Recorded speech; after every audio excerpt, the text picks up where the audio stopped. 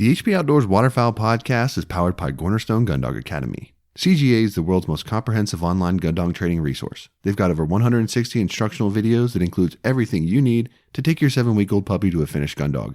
Visit cornerstonegunDogAcademy.com to sign up for the free preview module and begin your training journey today.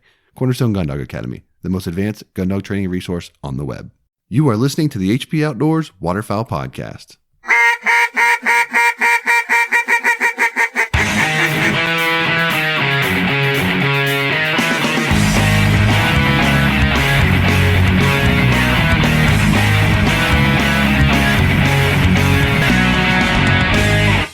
Out in the field, how you've prepared determines how you'll perform. With balanced fat and protein to support peak condition, HPOWP Premium Performance Dog Food enhances strength, energy, and endurance. So when the pavement ends and the truck doors swing open, you and your dogs are ready for anything. Strong, focused, ready for anything? That's a HPOWP dog. Since 1898, Old Town has been building the most advanced, quality watercraft products to give you the very best experience on the water. Whether you're hunting, fishing, or enjoying a relaxing paddle on the lake, there's a boat for every type of adventurer. If you haven't seen it, check out their newest offering, the new grab-and-go watercraft designed to function as your boat, blind, and retriever. The easy-to-conceal, 11-foot 9-inch, 56-pound Solo Sportsman is the ideal craft for those in search of a stable, lightweight craft that's easy to paddle and even easier to transport or stash. Designed with the hunter and angler in mind, the Solo Sportsman is equipped with thoughtful shell, tackle, and tool storage, a comfortable and adjustable seat and foot braces, an accessory track, and rod holders. Check it out at oldtowncanoe.com/sportsman. Gunner kennels are engineered for your dog, designed for travel, and built for your peace of mind. The G1 kennel has set a new industry standard and put Gunner in a category all its own. They were started to protect your pet, and it continues to be at the center of everything that they do. Gunner's dedicated to building the best and safest pet travel crate on the market because man's best friend deserves man's best kennel. Check out their G1 series of kennels and accessories at gunner.com. All right, welcome to episode 185 of the HP Outdoors Waterfowl podcast, where you're on demand audio source for all things waterfowl and waterfowl hunting. Check us out at hpoutdoors.com. If you're new to the show, you can find us on all the quality podcast directories out there: iTunes, Spotify, iHeartRadio, Stitcher, wherever you find quality podcast content, you can find our show. And you can, of course, find us across all of our social media platforms: Facebook, Twitter, and Instagram. If you're on Facebook, you can get in our listeners group. And if you were in there right now, you would see me and my co-host, Mr. Dan Harushka, broadcasting live in there this evening. Dan, what's up, man? I have a little virtual background on me tonight. Yeah, pretty neat. And nifty. But not too much new, man. I don't know. There's something going on the right side of my body, and I don't know if if I put a rib out of place or if I broke my hip or what's going on, but getting some work done to figure that out, and it should be an exciting day tomorrow. So we'll see how it goes. Do me a favor and back that mic off your face about 6 inches if you could. Sound like Joe Rogan. Always tell me what to do. But anyway, going back, so Vandekamp, who is known in our group, just name dropping right out of the start. Oh, that was loud. I need to turn that off. He got bit by a tick, right? And he can't eat red meat anymore. Were you on that? I was aware of that. Yes. So I got bit about 2 years ago in the same spot that this rib hurts. And I went through the 10 days of antibiotics and did all that stuff, but it's always been sore, and it's just getting to a point where it's really, really sore. So I don't know what's going on, but also have hip pain. I'm just all out of sorts right now. So that's all. Okay. So you think your issues are tick related? I don't know. I feel like the tick related would be throughout my entire body, and I don't have it throughout my entire body. It's just kind of my right side. So I actually pulled a tick off of me this week. It's the first time I've had one in a while. First one that I've had one like on me, right? Like I've pulled them off semi-regularly, but like one that had like bit me and embedded and all that stuff. So I'm keeping an eye on that, see if I get the signs where I need to go in, but I don't know. I don't really stress it. If I see like the bullseye or whatever, I'll go get the antibiotics, but Yep. I don't do it. It's just like an automatic kind of deal. But Well, mine was in there a while, I think. So yeah, I mean, it's it's for me. It's one of those things where Lyme is really prevalent here where we're at. Like it's very, very high infection rate with that stuff. So I don't really want to like just take the stuff just because when I do need it, I want it to work. right. And half the time, from what I understand, you don't even you won't even reflect a positive test for the first like 19 days or something weird like that. So, I mean, I don't know, between Lyme and COVID and freaking everything else, it's like, whatever, just Yep. all the things. So where did you find the tick at? It was actually on my foot between my pinky and my ring toe, I guess. Really? Yeah, which is weird because like I wear flip flops a ton, and like even like when I go to and from baseball practice and stuff, I wear flip flops. So it must have been like on my legs or something, or I picked it up taking the dog out before I went to bed or something. But yeah, man, it was definitely a spot that I noticed it like immediately when I got up to get in the shower. So yeah, Weird. just weird. But anyway, this week we're talking about some listeners' questions because this is always, this is an episode topic that we like to do periodically because, we get a lot of questions in the group and you get a lot of good answers. But most of the time in the group, we'll typically let the community answer. People hear enough from us on the show that we let the community answer, and we'll chime in periodically, but we like to let the community answer them. And from that, we get a lot of good answers that, we necessarily didn't think about. But, a lot of times we like to do these episodes so we can kind of weigh in and maybe put a little bow on those things. So we'll talk about some of those here this evening. And, as we mentioned, we're live in our group right now. So maybe we'll get some questions from the group that, we'll be able to use as we record here. Got a couple fellas already in there sending us messages. Jacob, Adam, what's up, guys? Good to see you. And Adam Peeler, I don't know. He's all kinds of designs he's putting out lately. So if you need a design for your hunting outfit or whatever you got going, hit up Adam Peeler. He's putting out some great content. I mean, I had no idea he was like a modern day Bob Ross. Like yeah. He can handle himself with the paintbrush, bro. Yeah, he's like 7 foot tall, so you would expect just like really wide brush strokes, and it's very nice job he does. Indeed. So good stuff there.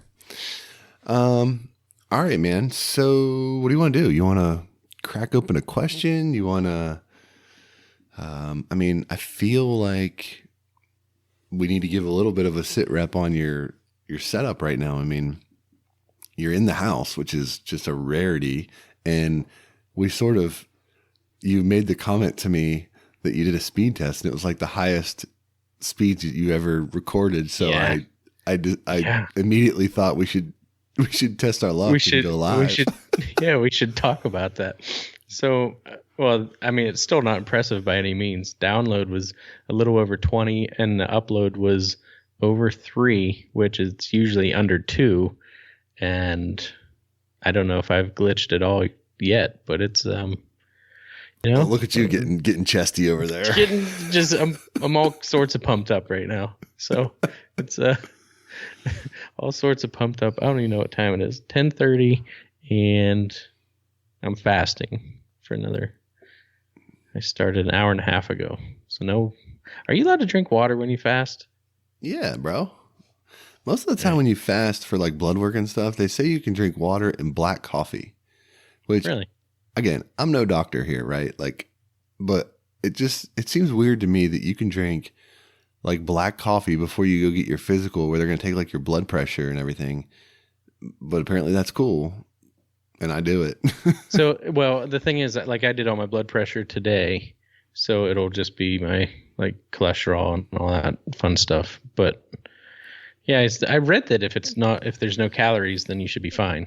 But yeah, I think I don't know. You should be good. Yeah. Um. So anyway, in the house, it feels kind of weird. We can hear the TV upstairs. My wife listening to Netflix, but it is what it is. Look at that, Adam Peeler. We got you a logo design already in the works over there. Get some. Get it. He is putting out some nice stuff, though. Yeah, for sure. All right, man. Well, let's get into it. This one was asked yesterday by Dalton, and it says, "Hey guys, debating between the Lucky HD and HDI. Is the HDI worth the extra money in your opinion?" So for those unaware, why don't you tell us what you get with the HDI that you don't get with the HD? Well, first, the HDI is waterproof. That's the main difference between the two, and I think it's an updated rubber too, updated decoy. But you have a carrying case, and I believe you have a little extra length on the pole. Is that right? Yeah, I think that's right. Yeah. Okay. But the waterproof feature is the go-to there. You can like submerge the thing underwater. And yep. I mean, I can tell you, I'm guilty of it on my HD. If you put that thing in the water and you pull it out, that like no, this is just the pole. Yeah, just the stake, not the decoy. The pole is full of water. So if you don't be careful, and I'm not that careful, you throw it on your shoulder, you throw it in the boat upside down, the water comes right out of that pole, right up into the decoy, and can ruin stuff. So I definitely did it twice. So that's not shocker. I'm on team HDI. Yeah. And I started out, I said, I'll say this. I've had my HD for about 4 years. No issues. It's never seen a dry field. I'd buy the HDI every time now just for the insurance of dunking it in a swamp or lake. Just because we don't hunt ducks in dry fields around here ever. So, just having that extra little bit of insurance and sealed up components, I would say it's worth the HDI. And a carrying case is nice, and I think there's a couple options if you have more than one that you can get. So, what's the price? What's the price difference? I mean, how much are we talking here? I'd have to get on there and look. Yeah, I don't know it offhand. I can't imagine it's huge, but maybe it is. I mean, I'm not sure. I don't really remember, but I mean, I think it's a no-brainer.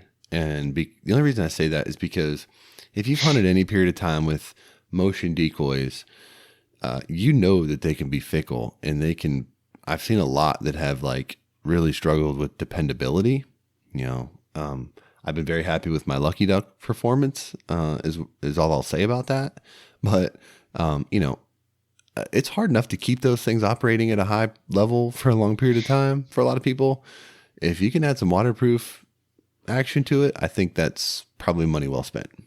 Yeah, and I don't know if the HD includes the remote, so that might be an add-on.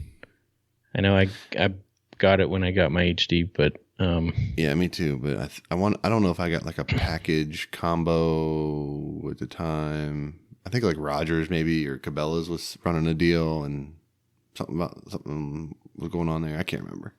Had it going. So, but anyway, so the HD I've had in many a rainstorm and never had any issues. And I learned from you of not turning it upside down. And kind of the first thing I do is take it right off the pole and carry them in separate. But that's a good way to do it. So if you have, I mean, again, is it worth the extra money if you hunt a lot of water and you don't want it to break just from water? Then I would say spend the extra money. If you want to be super careful and you're very careful with all your equipment and put it away nice and maybe hunt more dry fields than water, then go with the HD. Save a couple bucks. Yeah. Yeah, I would say if you're not going to hunt water at all, you're probably fine. Yeah. With the HD. If you're hunting fields, you're probably good to go. So, yeah, I dig it. What else, guy? Dig it. I'm going. Hang on. I'm going through the group. Oh, I thought you wrote these down. I did write them down, but I want to see who asked it. Jake James asked, anyone have a deck truck bed box? Looking to see how functional it is with the ATV on top. I have to tote mine around for work frequently. I'd like to keep it in the bed. He hates trailers. Also, do y'all keep it set up a certain way for hunting seasons? I saw that post and I was like, oh, this is just right up Dan's alley. And I'm sure you saw it and just couldn't wait to respond. And you were the first to respond to the question. But mine has a cap on it. But you've had your fair share of struggles with just the logistics of the box, being whether it's getting your kennel in the back or yanking the thing out because you smash a deer and got to have body work done. Like you know your way around the system. I know the ins and outs for sure. I know the ins and outs. So let's go. I mean, as far as I think my only issue, I've definitely seen ATVs on top of it. So the weight issue is not anything to be worried about. Nope. My only issue is, most ramps are set up to go to the tailgate, right? The tailgate, yeah. So getting up and I guess just the safety issue on that, or getting a longer ramp if they make them, or however you want to deal with that. I don't know how they do it too. Like, do they make ramps that go up the side of the truck, like up to the bed rail? Is that a thing? I don't know. Well, yeah, I mean, logistically how that would work. I mean, I'm sure there's a way that they do it. I mean, I've seen them in advertisements up there. So like, there's obviously a way. I just don't know what it is. I think the one thing that I would add, that if you're going to do that, it sort of forces you, if you hadn't thought about it, to buy the tie down system. I think they've got like one or two different versions of it or something like that. It sort of forces you to buy that because your existing truck tie downs are utilized to hold the decked system in place. So it's not like as accessible and easy to hook stuff up and like ratchet it down. So do you want to talk about installing the track system? Yeah, I mean, it's not hard, but like I found the instructions slightly misleading. And the thing is, like, when you install it, you drill it into some aluminum members that provide support above the shelves, and they start a certain distance back from like the front of the system. So like, think if you close the drawer, like your first 12 inches or whatever, don't have that support, and then past that it starts, and that's where you put your tie downs onto. But what I didn't realize, I realized that after the fact, but what confused me was there's still dimples, like evenly spaced and appropriately like patterned to appear that you could mount your rails to that location. And when I did it, it drilled a hole right into the cavity of where the drawer is. So I had to like marine goop it closed so that it wouldn't leak or whatever, which is frustrating. But like, they give you these warnings in the book. Like they definitely warn you to this fact.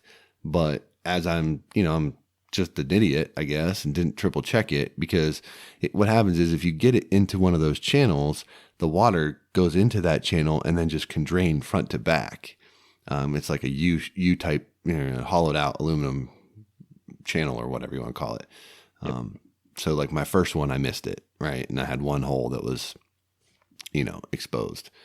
So yeah, I mean, slide it all the way back, just don't even try to, because my thought was I wanted it mounted closer to the tailgate so that if I had like a cooler or a kennel or something I wanted to put in there, I don't want to have to shove that thing any further back than I have to. I want it to be right up on the edge, and I want to be able to strap it down right there. But there was not a mounting point there to get the tie down to, so it was just a big cluster. But yeah, I mean, it can be done. You just gotta triple check that you're not going to drill through into your shelf cavity. Measure twice, drill once, right? Yeah. No. But I've definitely taken it apart quite a few times, and I actually just took the gunner out of there. All right, So let's go on to the next one. hold on. I want to add one more thing about go the ahead. deck system, and it does get to your point with the cap. But even if you use it without a cap, which is how I had it, you lose a ton of depth in your truck for storage. So like if you put a cooler back there, or you put a kennel, or you put something back there, like you will have to tie it all down because you lose like over half of your depth of your bed. And I had a Ford F-150, which had a nice deep bed, but I mean, you lose up to above the wheel well. So like there's very, very shallow storage. So anything with any kind of height needs to be secured down, which I found frustrating at times for me. So I think the system, while it certainly limits what you can do, I think it performs best under a cap. Like if you're using the bed of your truck to organize storage and that kind of stuff, I think it functions best in that configuration. So you don't have to worry about stuff like flying over the side rail if you take a turn too sharp or something. Because I just don't have time to be strapping everything down. I do all the time. But anyway, that's just my 2 cents on it. Most of the time I've seen it best utilized under cap with like the slide out bed, rail on top of it. Like that whole system works awesome. That would be my preferred configuration. Ultimately, if I was going to go that route again. Yeah, the bed slide would be nice. So deck system comes very custom to your vehicle. And since Josh got a new vehicle recently, he no longer has a deck system, but I still have mine. And Ben Commodore has a comment over here on the side. The cap can be a pain in the butt, but with gunners and dogs, it's a must in my opinion. That's paired with the deck system. So with I have an ARE cap, and with the intermediate gunner, there's only like an inch on top of the gunner, and you have to either disassemble the deck system, a half of it, and pull it out and put the gunner in, and on top of the other one, then put the deck back in, or disassemble the gunner and pull it out, which I just did because we went on a camping trip. So, but yeah, when I hit the deer and they had to redo the whole bed of my truck, I had to take the thing fully out, and it was just a pain. Yeah, that's annoying. That's really frustrating. But I got used to it. Yeah, I don't know. So I think taking the gunner apart to get it out would frustrate me big time. I'm not sure I could deal with that.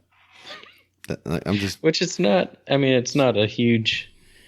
There's 1, 2, 3, 4, 5, 6, 7, 8, 9, 10, 11, 12 screws. 12 screws to get it out. That's not nothing. No. And when I did it, the pain of it was that it was hot, and I'm back in just real tight, and it was a pain in the butt. So anyway, all right. You feel good about that one? Yeah. Yeah, I think. And sorry we don't have any pictures for you. I'm not sure anyone put photos up on that one. All right, this next one, and I feel the vibe on this one.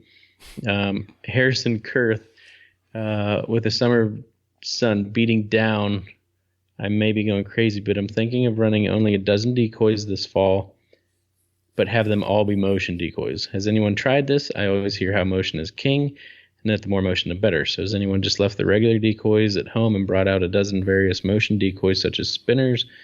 Yeah, he says Higdon battleships, but those aren't movers, right? And butt-up style pulsators. I don't plan to do this on the larger rivers where the current's cranking, but marshes and ponds on calm days. I think it could be a game changer. And my immediate, I didn't respond to this one because I thought we'd talk about it. Brad Harris writes, late season, I run 6 to 10 decoys with half of those on a jerk cord and no spinners. It has been very effective, to say the least. I think we talk about that quite often, being different than what you usually see or what you usually have done. And the jerk cord, depending where you're at, I think the jerk cord works everywhere. He doesn't use spinners. We always say a tool in a toolbox, right? And it all depends on the day. My first reaction when I saw that post was, that's a very expensive dozen decoys. Yeah. I'm like, man, that's a lot of dough, because you're thinking what, like $100 a decoy probably, right? Something like that. Yeah. I don't know. That's just my guess. I don't, Oh, Harrison. Okay. Higdon decoys, battleship swimmer mallard. Thank you for that, sir. What was implied? Okay. Gotcha. Makes more sense now. I appreciate that. But yeah, I love going down to half dozen decoys and a spinner or a jerk cord and having the half dozen on a jerk cord and one spinner and pull it if I need to and see how they react to that. I'm a fan of the minimalist challenge and way of life. Yeah, I don't like it if I'm hunting by myself. I don't. You don't like small spread? I don't like jerk rigs.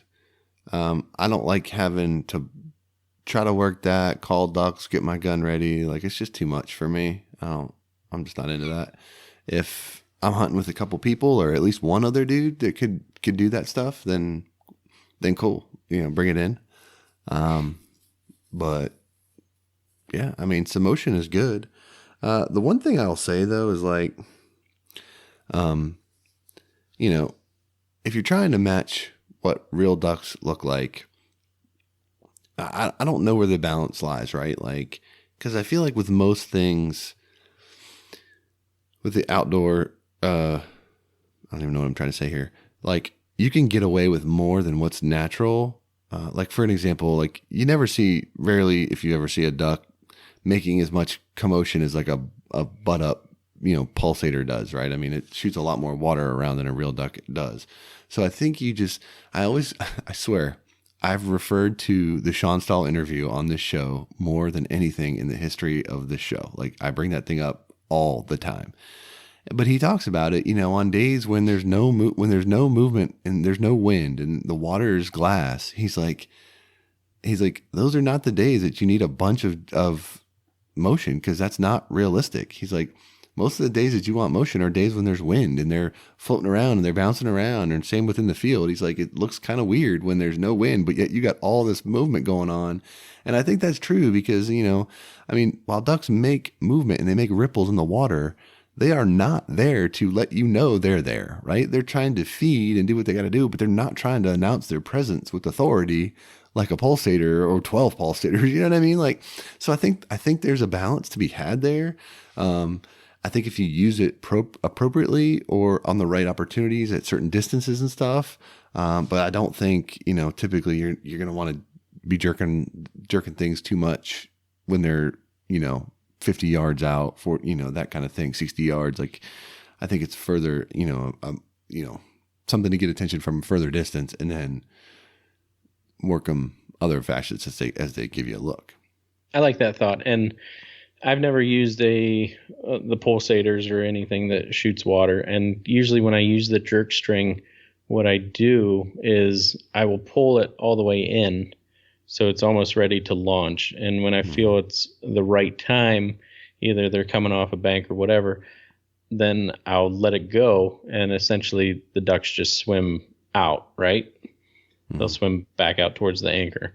And with that, like, if you go and watch ducks, like, they're not, they're not just going like this and smashing everything, but usually they leave a little wake and they're in a line or, going one direction. And I feel like that has been a pretty good move to keep using. I've always but heard yeah, 12 pulsator seems like I've always heard that the jerk string is really designed, well, amongst other things. One of the main things is it's emulating is a flock of ducks that just landed into the spread. So like when you pull the jerk string, it's like that initial like flop, like I've come down into the spread, you know, and now I'm shaking my butt and getting myself oriented and like figuring out where I'm going to go to feed or whatever. So it's not necessarily like to mimic their, hey, I've been here for 20 minutes and I'm just kind of like meandering around. It's like, hey, I just dumped in here and I survived. Ducks that saw that are still in the air, you can come do the same thing. You know what I mean? Yeah. So two thought processes. I would think they both work. I just don't. Sometimes if you pull too hard and they kind of, dunk the front half of themselves and come smashing up and turn the other way all at the same time, I don't know. It doesn't look that natural to me, but I see what you're saying and it makes sense. Yeah, but then that's kind of like my point. Like there's like that doesn't look natural. Neither does a butt up duck shooting water out of its hind end, like, I mean, it's, you can get away with more than what's natural. But I think it's all with, the right amount of the right conditions, right? I mean, if you had 12 ducks doing that, I don't think it'd be very effective. You know what I mean? But if you have one sprinkled in with a couple other ducks so that when it's not spraying, it's got some ripples and there's a little more natural movement, like, I don't think that hurts, but I'm not sure that's pulling ducks in from 400 yards. I mean, I don't know. So going back to, I like using a jerk rig when it's, glassy and there's no wind, and we hunt a lot of spots that don't get very much wind because they're surrounded by trees, beaver ponds and stuff like that. But just a little bit to get a ripple in the water and know that there is something there. I like that. Okay. I'm sure a lot of people would agree with you. I would tend, most of the time when I see ducks in beaver ponds and stuff like that, and again, everywhere's a little bit different, but a lot of times you see the ducks are tucked up against the bank feeding somewhere. They're not just like meandering typically out through the middle of it, right? They land, there's pockets in those beaver dams where they want to be. They land in those pockets because there's feed there, so they don't have to swim and expose themselves. They're the safest in the air, so they want to land in the safest spot to limit their danger exposure on the surface of the water. So they do that, and then they tuck up in the into the the banks so that they can use their natural camouflage and just kind of like feed and try not to draw a lot of attention to themselves. But, I mean, you got to do something to try to attract them, right? I mean, ideally, you're on the spot where they want to be and you don't need any of that. But that's not always the case, obviously. So, yep. In summertime right now, because I'm driving by that beaver pond next to my place, and I've never seen so many wood ducks around here. It's like they are everywhere and just swimming around. Like I said, the one day I saw 30-some little ones swimming around. Just scanning, and they're all getting bigger now, but they're all, I mean, it's loaded. They're just scattered all through there. But ain't none of them have been shot at yet. So give them exactly. And that's what I was going to say, summertime and early fall. Yeah. They're out in the wild, and, we went up to Kinzoo this past weekend, and we stopped the ski boat, and this hen mallard drops in right next to us, just waiting to be fed. We're out in the middle of the freaking lake. I was like, get out of here. And I actually swam after her, but the kids are like, get her. I was like, she's a lot faster than me, but it was funny. How many limeritas deep were you at that point? No mango beers or whatever you're drinking. I don't think, so here's another COVID travesty is they had mango bottles, but not the mango. This is icy light mango, which is it's a good summer beer. I guess the can production is down in a lot of beer, so it's bottles. I didn't want to take bottles camping, so because they're all making hand sanitizer. Probably they need to up their can game. Mm-hmm. So yeah. So what were you forced to drink? I was drinking Southern Tier IPAs. I don't even know what that is. Sounds great. I'm trying to think what else I had. Yeah, that was mostly it. All right, So, cool. All right. Yeah. What? So find the sweet spot. Don't go full motion on all your decoys. And let me get to the next one here. And I think we found our person for Alaska that we're going to interview. So I'm kind of excited about that one. I've always had a thing with Alaska. I want to go there really bad. All right. Nate Basinger, I'll say. You do like to butcher a name, so. Basinger. I'll be hunting with the dog out of a canoe this season, mostly marshy areas without much to stand on.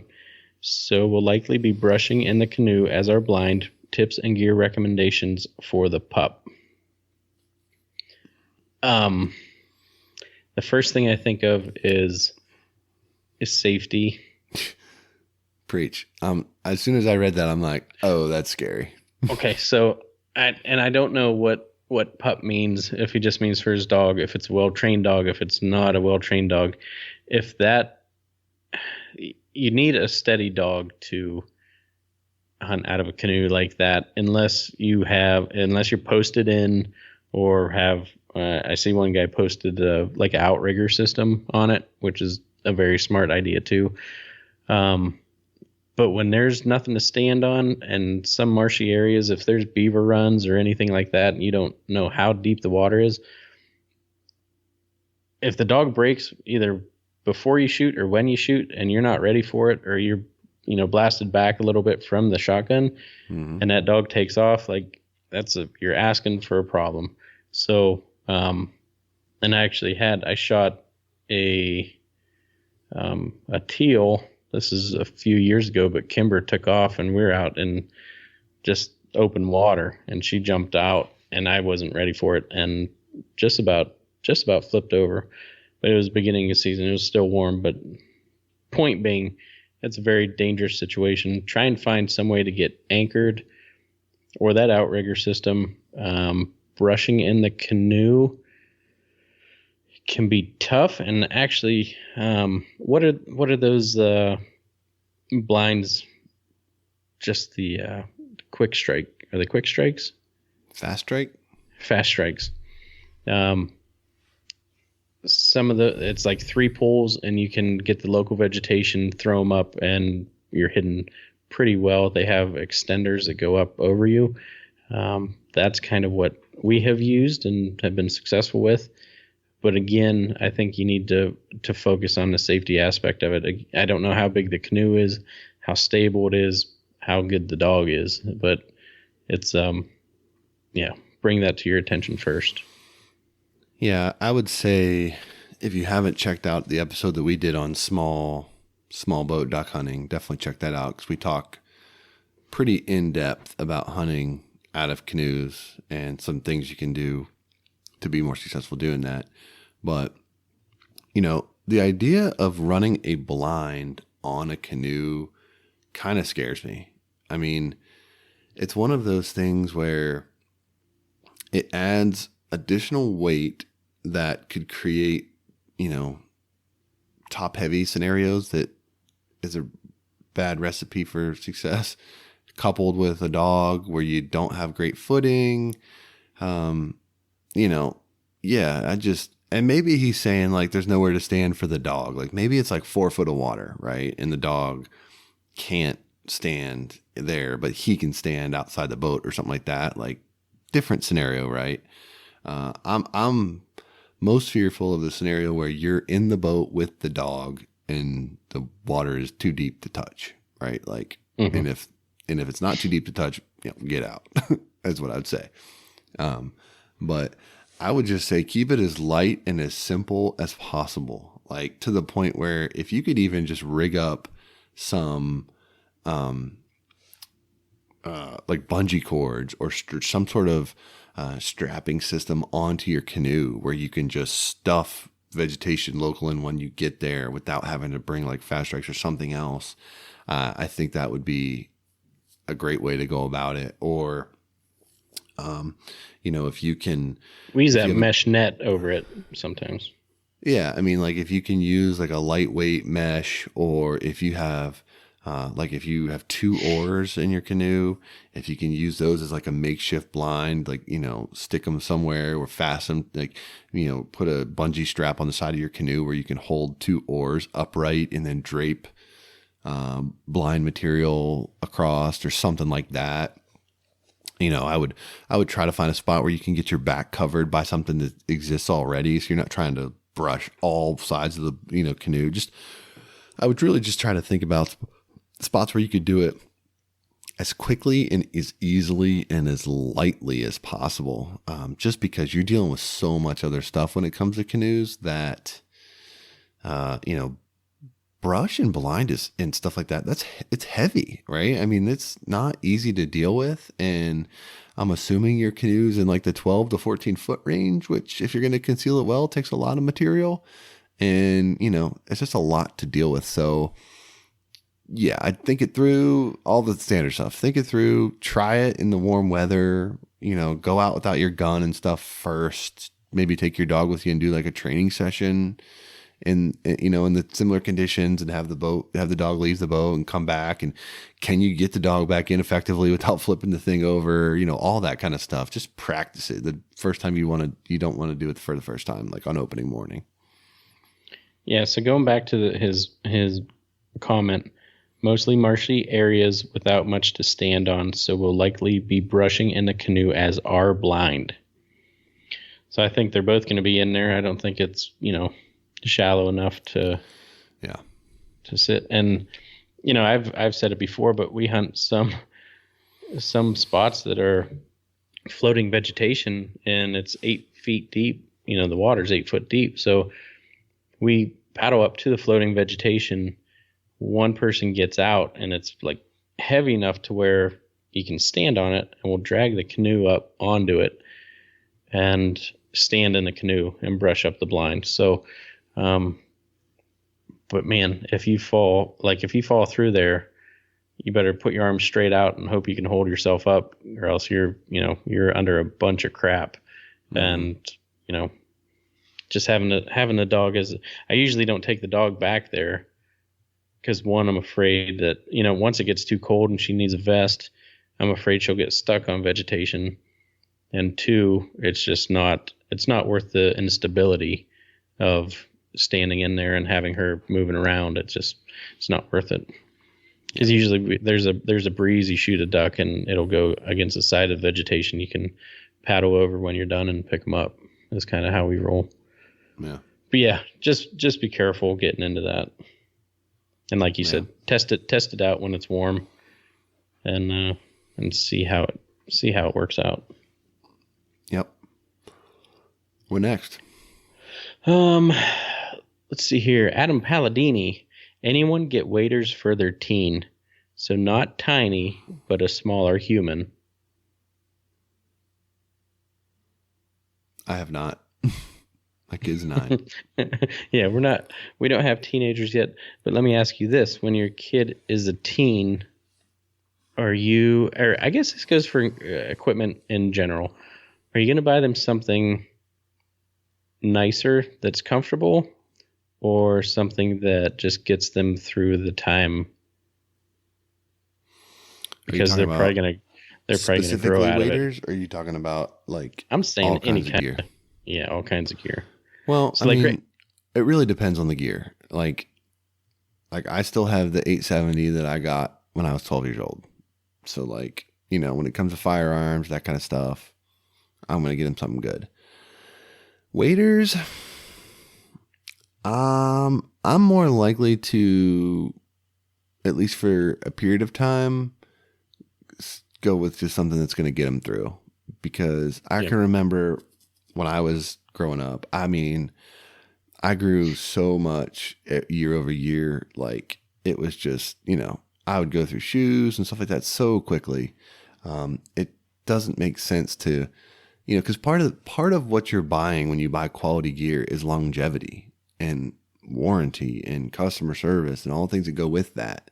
If you're just going to outgrow that garment in a year, there's no value in those things because you're probably not going to need it, you know? Right. Plus, like, you know, while your kid will likely help you with some, I mean, I just for safety reasons would not put my teenager, I'm thinking like 12, 13, not 12, 13, 14-year-old, 15-year-old. If I'm hunting with a group, like the kid's going to stay in the blind for the most part. Like I'm not going to have them out like chasing cripples and like doing all these things just for safety purposes. And maybe when they're 16, 17, 18, like that's a different story. But by that point, they're probably a little more into their growth pattern and you could probably invest in a little bit better stuff. Like I can remember growing up, like, I wore a size 13 shoe in like eighth, ninth grade. And at that time, like 13s were just not that common, oddly enough, as weird as that sounds. Like I remember going to like a Dick's Sporting Goods and there'd be 2 pairs of shoes in the store that were 13s that I could choose from. Like that was it. And, so we got what we got and that was, burned and turned kind of deal. So yeah, I would say I wouldn't kill your budget on it. But at the same time, like if your kid's going to be miserable, you don't want that either. Yep. No, I like that. And I'm not sure how, let me see here. 5'5".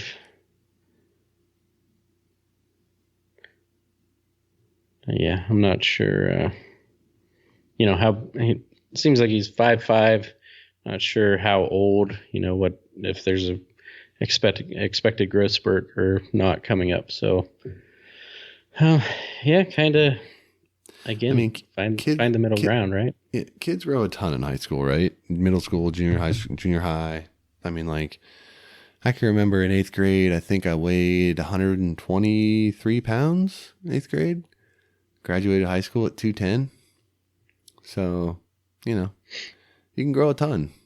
And, I mean, I could, when I was growing up, we bought what we could afford. So I'd go to Walmart or I'd go to wherever I could find just to get a pair of mossy oak pants that fit, or whatever. And that's what I hunted in. I know, Dan, you scoff at that. The dark side.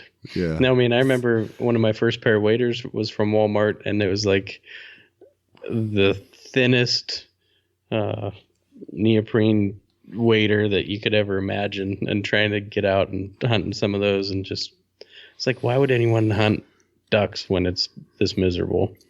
But then you kind of start to figure it out. But they were also probably a size too small because they were like one of the last pairs they had, and it was on my lawn mowing budget. So this just made me think. I think I have the last photo known to man of you in camouflage that's not Sitka gear. I have a photo of you in a full mossy oak breakup setup for goose field hunting. Is it? Yeah, I'm sure. I think that was the morning of Travis's wedding. Yep. Probably the last time you ever donned those clothes in the field. I probably burned them right after. Definitely didn't have any merino on that day. All cotton. No. Oh, it's so hot. Straight up against the skin. Makes me itch thinking about it. All right. So waders for teenagers. Last one, and I'm going to leave this one up to you. Oh, boy. I can't stop yawning, man. We got to stop these 11 o'clock records. I know. Tyler Fairthorn. I'm wanting to start filming my hunts some this year. Any advice / equipment or software? Yeah. And I wish we had more specifics on it. I haven't read through to see, but, some people right away are saying shot cam, GoPros, Tacticam. Yeah, a lot of Tacticam. You ever thought about using one of them? No, I've not. I as much as I wanted to record all my hunts at a period of time in my life, it is just too much of a pain in the butt for me. Like, I just hitting the power button, dealing with batteries and, connecting it to my phone via Wi-Fi to trigger it on and all this kind of stuff. Like, it's just, It's a lot. And again, I'm not the type that I don't want to be messing with a bunch of stuff when I'm in the field. My recommendation would be GoPro because that's the only one I really know. And I know that there's things that they've done that have made it more usable. And these other ones might have the same functionality, but like you can voice activate it now. So if you just say like, GoPro record, okay, cool. Now I'm on and I'm hunting. Like that's cool. I don't really like having it mounted to my gun. Tried that before. So if you want to mount it to your head or do it, I don't know how there's a lot of video out there like that. And I mean, it's fine, right? I mean, depends on what you want to do with it. For me, it just became too cumbersome when I'm talking a blind bag with all my other gear and all that kind of stuff. And then now I'm bringing a GoPro kit and now I'm bringing my camera and all this other stuff. It just becomes a lot. And the best way to record hunts is to not take a gun and take a camera and just record the hunt. So to me, it's almost like there's two things. You're either hunting or you're filming. And you can try to do both, but you're not going to do either one exceptional because you're going to have to compromise one to accomplish the other if you're trying to do them both, in my experience. Maybe some of the new cameras and stuff are better and it's easier to do now. And that'd be awesome. I mean, I have my first ever canvasback kill on a GoPro recording, which is awesome. I love watching it. It's a terrible footage. It's not great, but like it helps me relive it. And all I did was I was hunting in a river blind and I just had a little tripod and I turned the GoPro on and I set it on top of the blind. And I just said, whatever it captures, it captures. And it just so happened that I shot my first canvasback that morning. So it was cool. But at that time, micro SD cards were not as big as they are now. The portable battery banks and stuff weren't really a thing, or they weren't as large as they are now and weren't as readily available. So you could probably convince me that if you got a decent spot for it, get a nice big card, big battery. If you don't have to monkey with it, that's half the battle. So I would say get something that can accept big micro SD cards that can be powered from an external battery source. And for editing, I mean, GoPro has its own software stuff. If you're a Mac user, iMovie is more than capable. We've done numerous videos ourselves with iMovie, and it's fine. I don't have really any Windows editing experience, so I can't really speak to that. But, yeah, I don't really know what else to give with that. But, I mean, if it gives you more enjoyment in the outdoors, definitely do it. But for me, it was a detractor. It just was. And I'm just the type where I got to do one or the other. I don't really do both. Yeah, I can appreciate that. I think he needs to decide if he's looking for like the kill shots, which, I think they're cool, like with a shot cam that you can see where you're shooting and stuff like that. But what bothers me is just like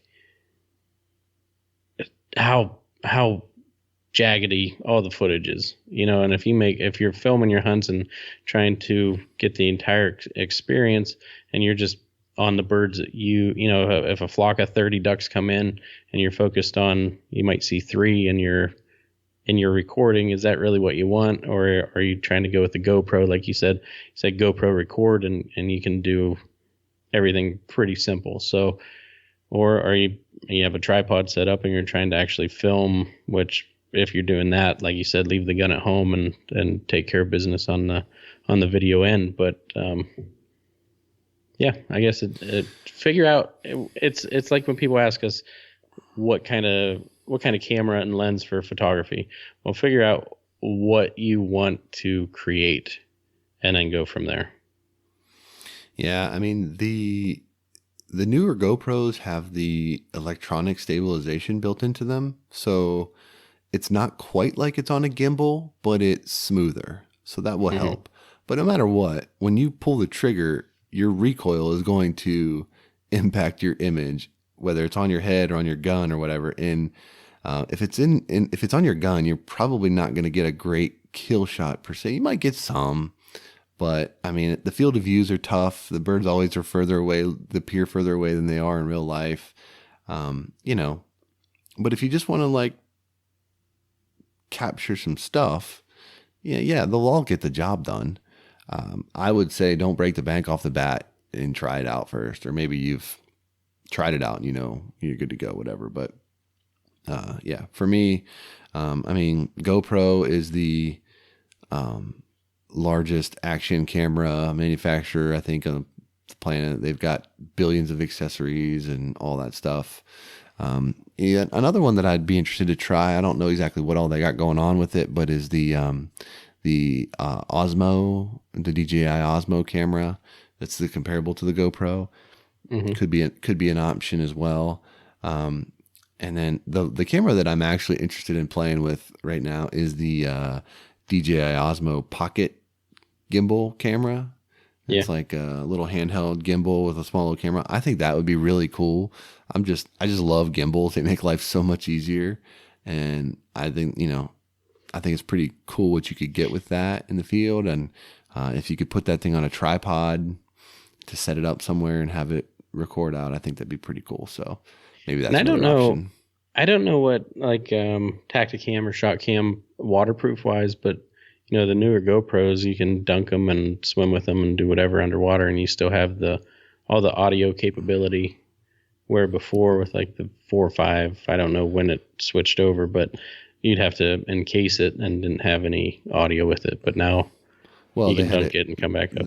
They had a case that would have like cutouts for the audio ports, so like you had to case it, but then if you're gonna plug audio in, you it's no longer waterproof, right? So that was kind of whatever. But the built-in audio on the newer GoPros is definitely better than what it ever had been previously. So that they have improved that, but I mean, it's not broadcast quality or anything like that. But anyway, it's not terrible. But yeah. Man, I think that's the last one that I have written down. I'm sure we could sit here all day and keep going down through, but well, there's one from the group that I wanted to just address here. I'm going to give you the Cliff Notes version of it here, but basically it's a swampy area that's too wide to shoot across. And this is from John. He's saying that he can hide on the edge of the water, but he typically sees ducks too far away from there. And how can he conceal themselves their best? Hide on the edge and hope that they come to the decoys, or use swamp stools surrounded by brushed chicken wire in the area that they know the ducks want to land. For me, it's pretty simple. You got to get where the ducks want to be. If you're not, they will just trade back and forth all day long. They will not come to where you are. I think a lot of people fall victim to that, and I myself have done so in the past, where you think just because you're in the neighborhood, it's good enough, and you'll be able to break some off and you'll be able to work some in. But from what I've seen, it's unlikely that will happen, particularly if they have no reason to break off from where they actually want to be. So just like everything else, like instead of being in the neighborhood, get on their street, get on their block, get on their street, get right where they want to be if you can. If that's an option, you take that option every time, in my opinion. Yeah, and I think there's so many times that you can only go out so many times and get the same result before you really actually turn crazy, right? So if that isn't an option to actually put stools out there and get shots at them, then maybe find a place on the bank where you're able to pass shoot them, if that's an option. If they're coming in low enough to get out into the middle of the lake or the pond, some swing shooting might be up your alley if you want to stay on shore. Yeah, I mean, obviously one of the things you can always try to do is find areas where fingers or points or high spots kind of go out, jut out into the water, and see if you can get closer shots at that point. But kind of like you mentioned, at that point, you're not really trying to decoy birds. You're just trying to get in the way and get close enough to pick one off. You're not really you shouldn't have any expectation of being able to work a bird into that area. Right. But once you get to where they want to be and you start banging on them a time or two, you might see their pattern change. And then some of these other spots that had not been successful might unlock because they're going to mix up their pattern. So I think some of that would probably just depend on how heavily that area is hunted and, what that change will do as far as exposing them to other hunters and other pressure. So something you'll just have to kind of adjust to and kind of roll with as you go. So yeah. All right, man. Well, I think that is probably going to do it for this week. I'll be honest with you, I didn't expect this to go an hour almost here, but here we are. So good chat. I always love doing listeners' questions. It's to me, it's always some of the most authentic discussions we get because, all we can do is answer based on our experience. And every single person that listens to this episode will probably have a different answer for the questions that we just answered. They might have some overlapping tendencies, but there's going to, there's a million ways to skin the cat. And by no means do we believe that our way is the only way, right? I mean, we know better than that, certainly. And, it's just food for thought. Another arrow in the quiver for you guys to think about as you go out there and try to, put the puzzle together and figure it all out. So, you got anything else, Dan? One more thing before we check out for the evening? I don't think so, man. I'm about ready to hit the hay and have a fun day tomorrow. Yeah. Well, good luck with all that. And, I'm sure we'll be back here recording and again here in the very near future. So, yes, sir. On that note, we'll get out of here. Thanks to everybody for listening this week and joining us live in the Facebook group. And until next time, we'll catch you later. That's going to do it for this episode of the HP Outdoors Waterfowl Podcast. If you're new to the show, head over to iTunes, check out some of our past episodes, and while you're there, leave us a 5-star rating and review. It's the best way for like-minded hunters just like you to find our show. Check us out on social media, check us out over at hpoutdoors.com, and anywhere you can find quality podcast content. That's going to do it for this week. Till next time, for Dan, I'm Josh. Take care.